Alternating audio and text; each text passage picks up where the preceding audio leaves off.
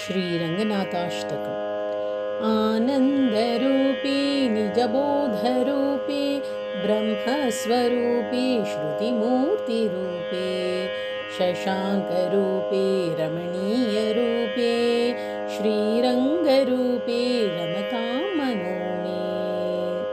कावेरीतीरे करुणाविलोले मन्दारमूले धृतचारुकेले दैत्यान्तकाले अखिललोकलीले श्रीरङ्गलीले रमतां मनो मे।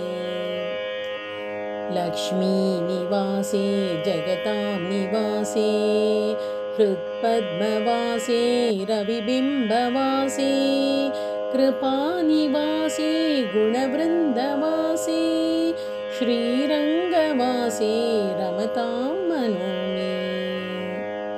ब्रह्मादिवन्द्ये जगदेकवन्द्ये मुकुन्दवन्द्ये सुरनाथवन्द्ये व्यासादिवन्द्ये सनकादिवन्द्ये श्रीरङ्गवासे रमतां मनो मे। ब्रह्मादिराजे गरुडाधिराजे वैकुण्ठराजे सुरराजराजे त्रैलोक्यराजे अखिललोकराजे श्रीरङ्गराजे रमतां मनो मे। अमोघमुद्रे परिपूर्णनिद्रे श्रीयोगनिद्रे ससमुद्रनिद्रे श्रितैकभद्रे जगदेकनिद्रे श्रीरङ्गभद्रे रमतां मनो मे। सचित्रशायी भुजगेन्द्रशायी नन्दाङ्कशायी कमलाङ्कशायी क्षीराब्धिशायी वटपत्रशायी श्रीरङ्गशायी रमतां मनो मे।